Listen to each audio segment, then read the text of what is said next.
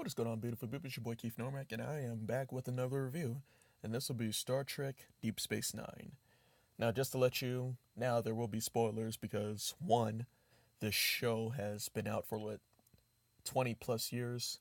So if you haven't seen it, then that's your displeasure. But if you haven't seen it, then I really recommend you to go on Netflix or Hulu. If you have that, then go check it out. It'll be on there. But without that, let's start the review. So, the crew of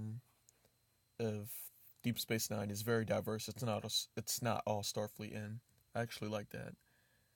And we start off in a space, or the main setting is a space station called Tirak Nor, which was renamed Deep Space Nine for personal reasons of the Bajorans. Now, the Bajorans, when we first meet them, they're there are people that just liberated themselves from a ruthless asshole race known as the Cardassians.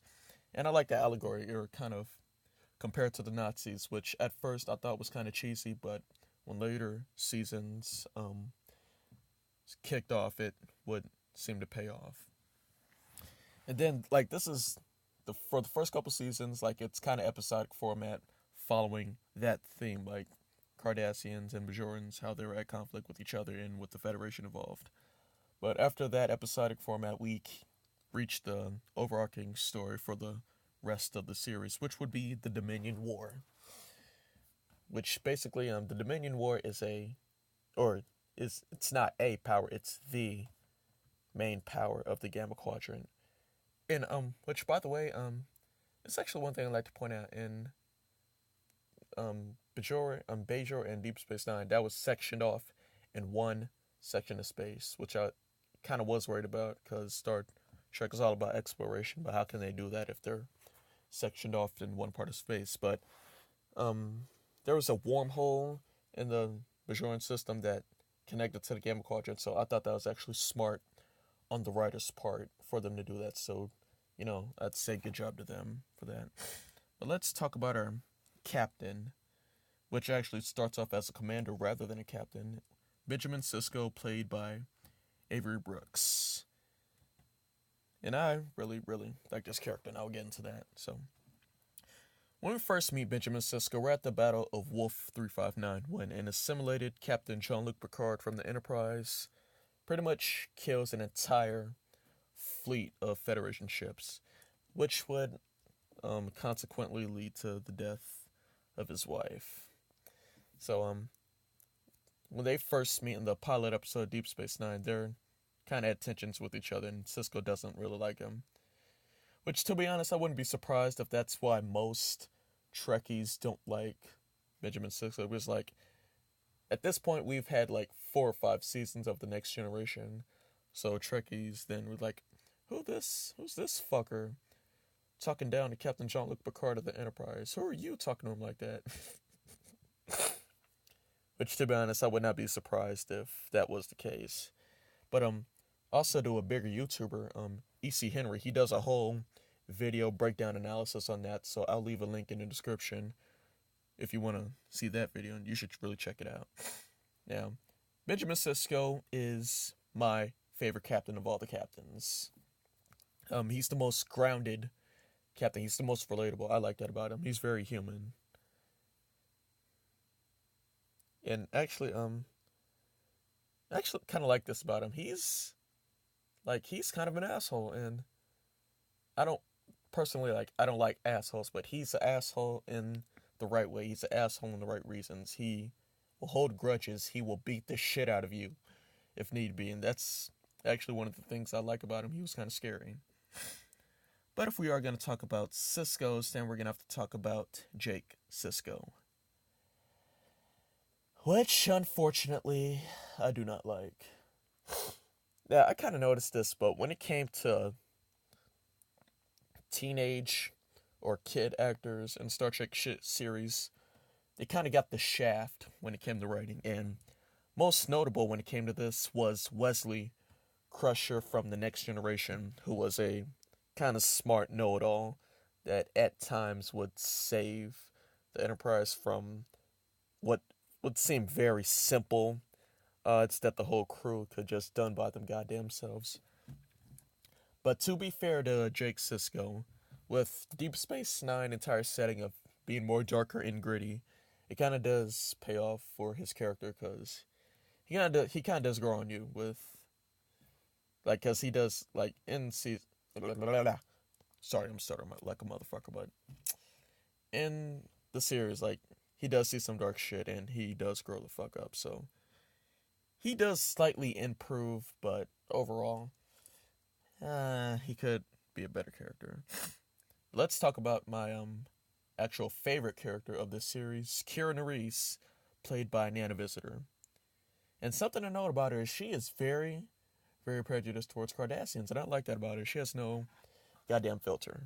So, Kira Nerys, she was basically a freedom fighter during the Cardassian occupation. She's very, very weary from that. And like, I don't know if this is on purpose, but they kind of play this element. Like, she's very paranoid towards a lot of aliens, except Bajorans. Like, she has PTSD and she's very untrustworthy. And to be fair, at first, I didn't like her because she always had this serious demeanor. And I was like, Kira, seriously, chill the fuck down. But as later seasons would go on, like, she would drop that demeanor. She would kind of be a very, very kind and nice person. And I like that about her. That's something that made me like her more as a character. Let's talk about Jadzia Dax. Now, at first, when I first saw this, I was confused because Jadzia, she's a Trill, and when they first appeared on TNG, they looked very different than the design they gave her on this show. I think they had some kind of ridges that connected their forehead and their nose or something like that, and that confused me at first, but overall, like, as far as the dots going down the neck go, I think that design's fine. But basically, the Trill, they are a race of people that have a symbiotic relationship with this worm thing inside of them. I kind of don't know how to explain it, but it's somehow symbiotic, and that worm carries on memories from the other bodies / hosts that it's embodied. So, like, technically, like, the chick, that's not her. Like, it's the worm that's her. But, like, talking about the character of Jadzia overall, she was alright. Like, she was very adventurous, and even though it's sometimes that would be the downfall of her and the crew in certain episodes, I liked her. And this is, I've already established spoilers, so I really don't care. In, I believe, the 6th season of Deep Space Nine, the actor Tara Farrell decided she couldn't do one more goddamn season, which I don't know why. It kind of pissed me off, but, so, the writers wrote her to die, so she was killed. But in season 7, that would unfortunately lead us to Ezri Dax. And to be honest, I don't like Ezri. She's kind of annoying, and no offense to the actor Nicole DeBoer, if that's how you pronounce it. Like, I've seen some of her other work, and I liked her in it, but I don't like her as Ezri Dax. She's kind of annoying. Like, she's kind of that school nerd that sits in front of the class with a high-pitched voice, always talking, can't shut the fuck up. That's what I see when I hear Ezri Dax's voice, and I'm sorry, but she was kind of boring. But in the only one season that she's in, like the final season, I guess she kind of adds to the story, but not really.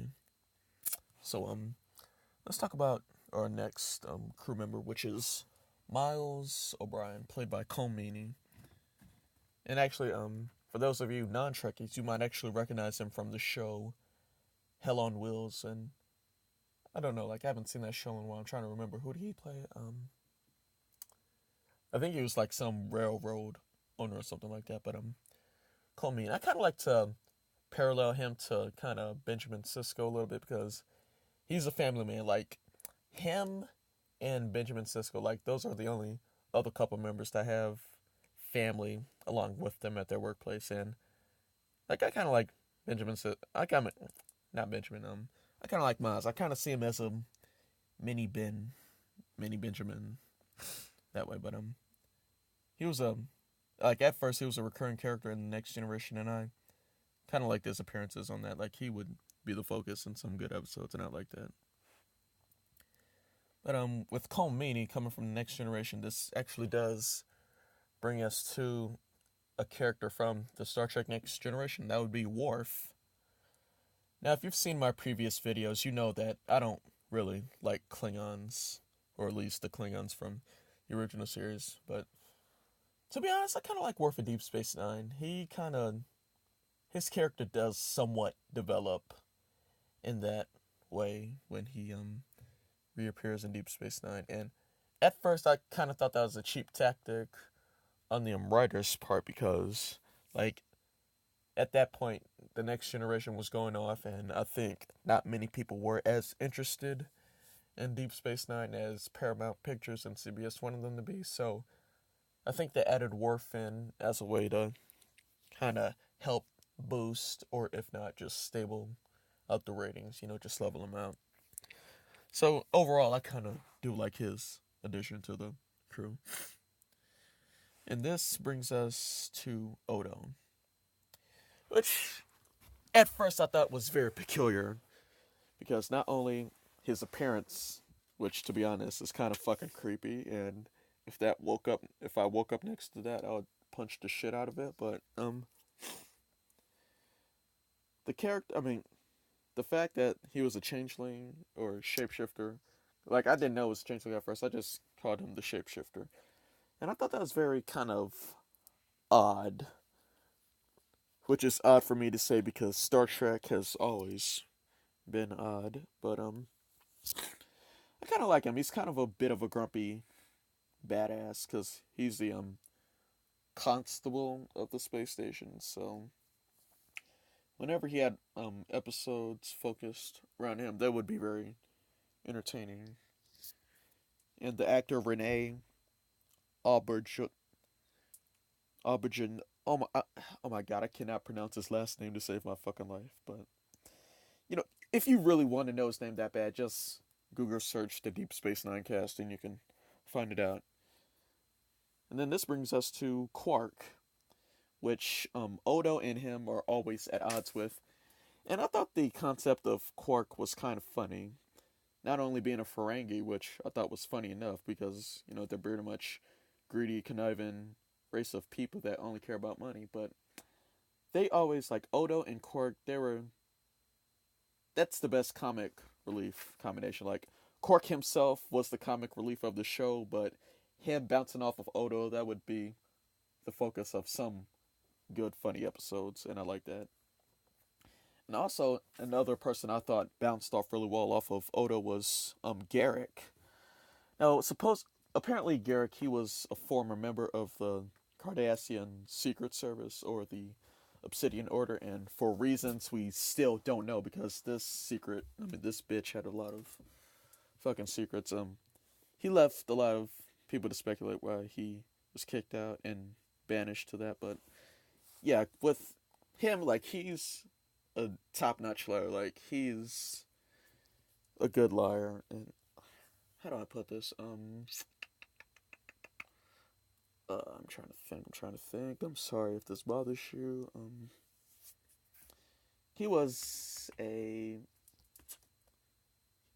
I just leave it at this. He lied all the time, and with Odo being who he was, I guess you can say, like, well, I say it, but, like, they really do bounce off each other because at times, like, there'd be at times when Garrick be the focus of some episodes, and Odo would always be the secondary character, and that would be some very interesting crime / investigation / spy drama.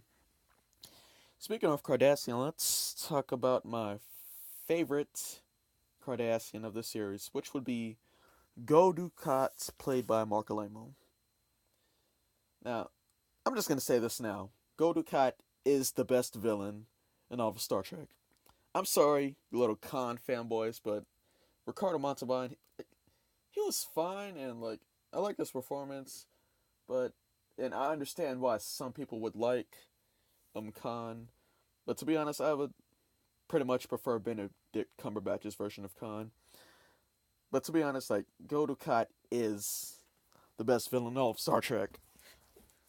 Basically, he's a mini Hitler, and I was kind of concerned at first, like, how far are they gonna push the whole Nazi element? And to be fair to Gul Dukat's character, I think that paid off pretty well. And don't let this fucker fool you, he is a villain.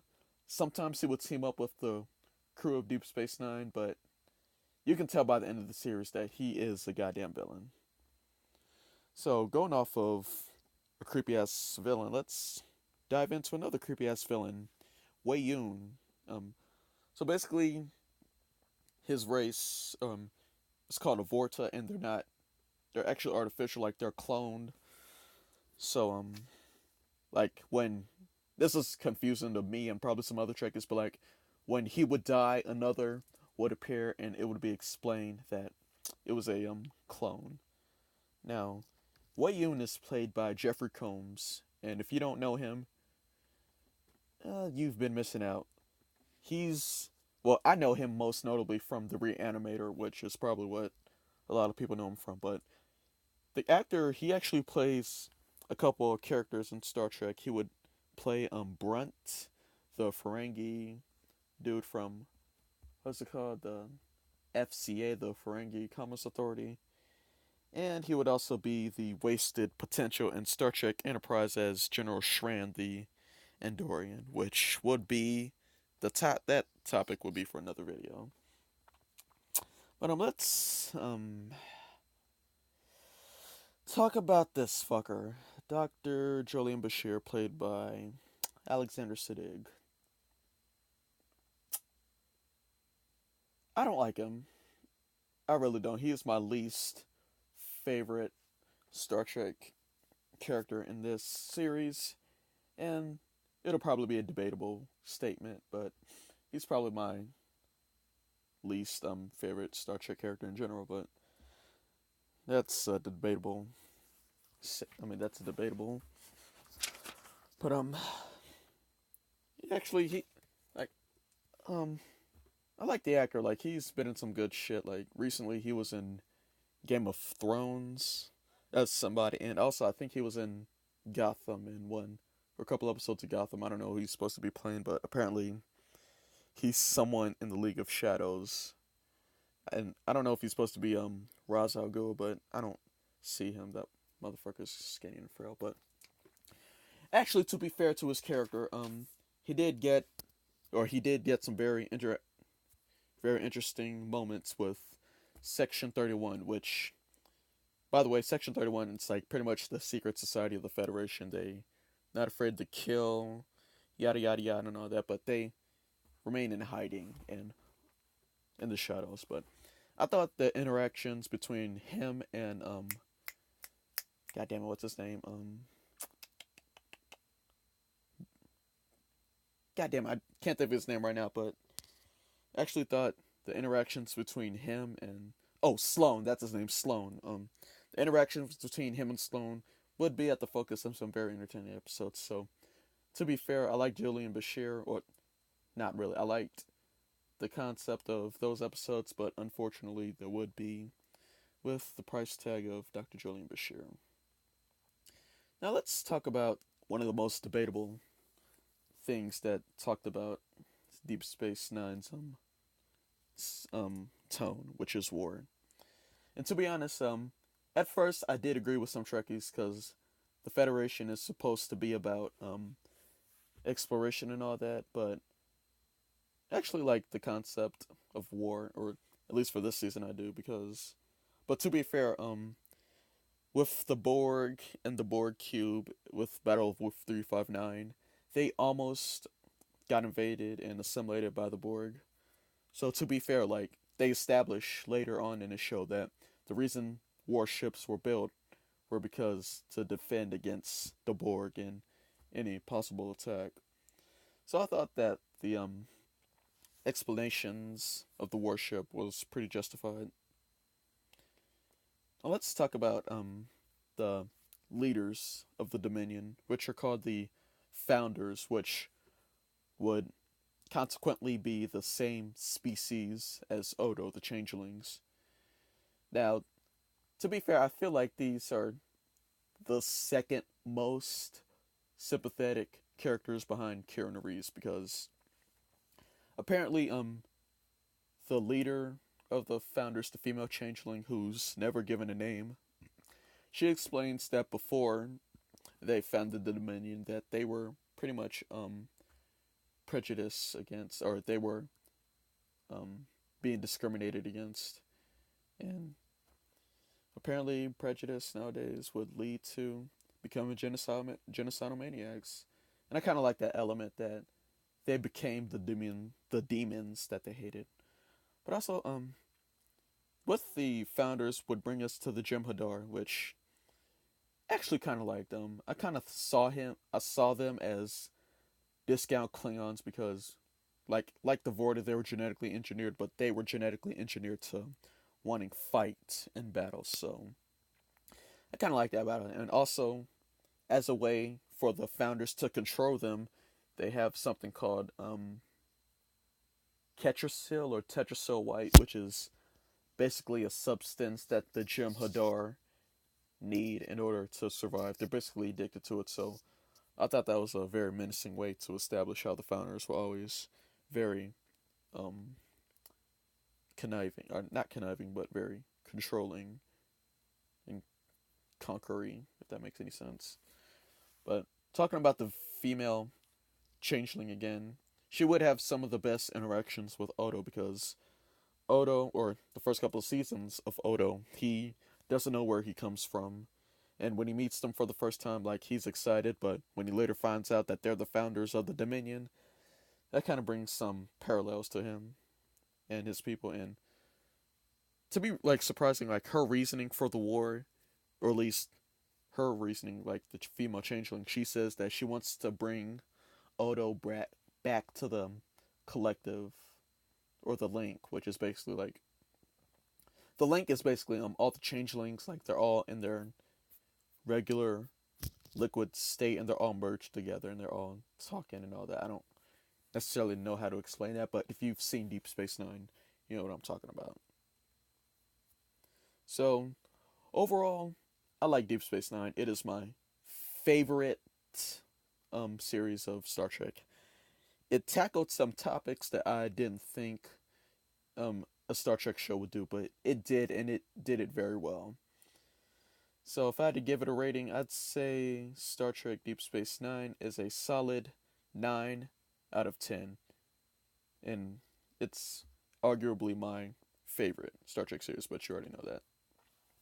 So, yeah, that's pretty much it, but hope you guys enjoyed the video, and be back for my next review of my next favorite Star Trek show, which I will keep a mystery this time because I won't try to guess, but yeah, that's pretty much it. So thank you guys for coming in, and also, like I said before, check out E.C. Henry's video about the Sisko and Picard, and also check out his channel because he'd probably appreciate it. But and also, my boy McNuke, he uploaded some recent videos, so check him out, or like some of his videos, subscribe, or show some love. But yeah, that's it. It's your boy Keith Normack, and I'm out.